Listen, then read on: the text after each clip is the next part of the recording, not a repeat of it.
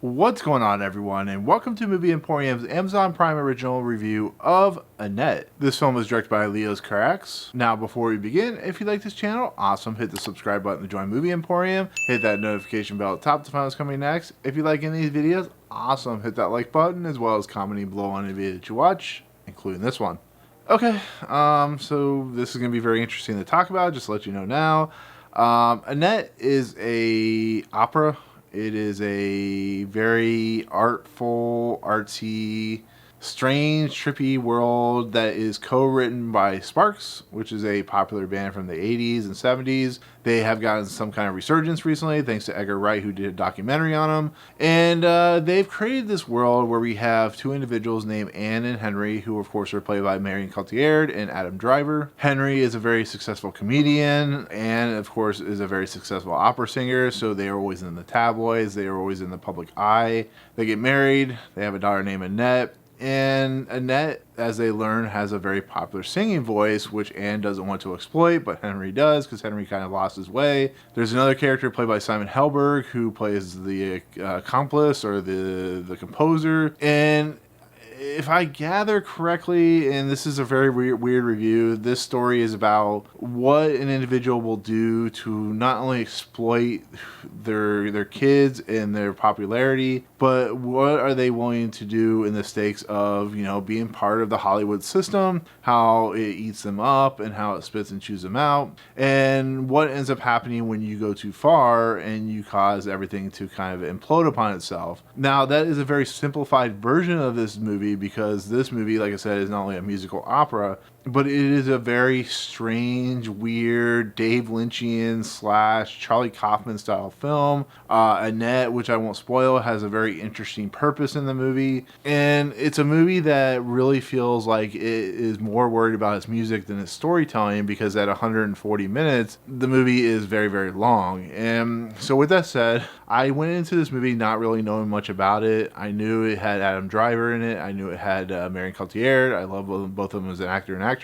I knew it was something similar to like a Julie Taymor movie with like Titus, but one of those things that I really enjoy is when people are willing to take chances. They're willing to do their own artistic vision. And when I watched the trailer for this, I'm like, this is, you know, it looks like it could be interesting. It doesn't look that complicated or weird or strange. But after watching this movie is very hard to review, because it's so strange and so weird and so chaotic and just out there, and just these characters are doing some weird stuff that it almost feels like, I said, if you had Julie Taymor doing something like Titus and you had Andrew Lloyd Webber on acid, that's this kind of movie. You know, there are points in this movie where it really feels like it's a Broadway stage play or an opera stage play. It's a movie where individuals do things that are very out of the norm, very weird, how they're interacting with the scenes, how they're interacting with the objects, the characters. You know, they're constantly singing the words that they're kind of showing out there. The words are constantly being repeated.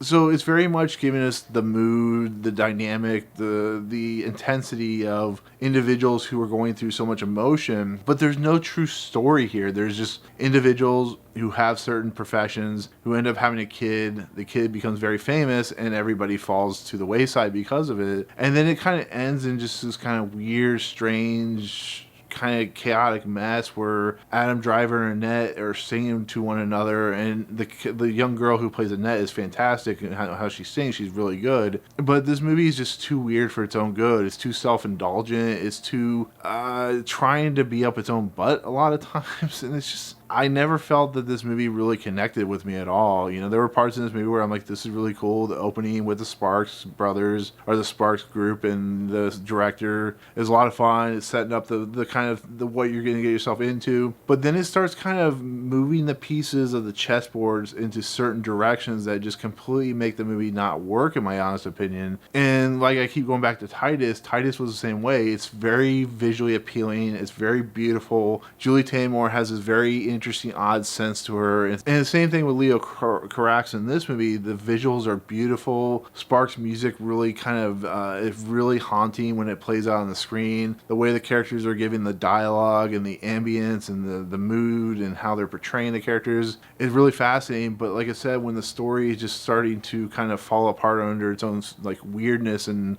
strangeness and kind of audacity of just being too artistic for its own good, that's when the movie just kind of completely falls apart to me. And it's just it's a little disappointing because I was expecting not a normal style movie, but I was expecting something that would be a little more cohesive. I guess I wasn't expecting it to be 2 hours and 20 minutes long, which really is too much of its detriment. There's a lot of stuff that could be shaved in here.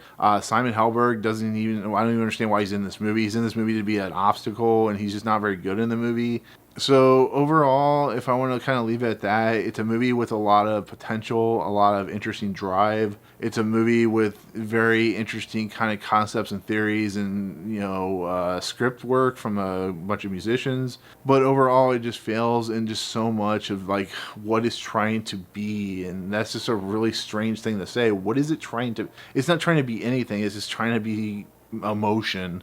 And that's just a really weird thing to say, but I don't know. I found myself just really baffled by what I was watching. I was texting a friend throughout the movie. I'm like, am I supposed to get to a point where this movie makes sense? And he's like, not really. And then the point where it really kind of goes into some weird acidy trip style stuff with Annette, I'm like, what is going on? And he's like, oh, you've entered that portion. And they start laughing. And I'm like, okay. So overall, this movie is going to be for like 3% of the entire world. It's going to be a movie that's going to be off-putting to a lot of people because of its material. But there is some interesting visuals. There's some interesting music. And at least the performances are halfway decent. That at least it's got that. But at 2 hours and 20 minutes, I can't, recommend this movie to anyone that hasn't seen stuff like Titus before. So it's a shame, but it is what it is. It premieres on Amazon, Prime Video here soon. So give it a chance if you want to watch it. But that's it. That'll be my take on Annette. Thank you so much for watching. In the comments below, are you interested in seeing this movie? Do you know anything about this movie? Did I make you not want to see this movie ever in your entire life? Let me know in the comments. But if you like what you see on this channel, hit the subscribe button to join Movie Emporium. Hit that notification bell at the top to find what's coming next. If you like any of these videos, awesome. Hit that like button, and hopefully we'll see something better in the future. Peace out.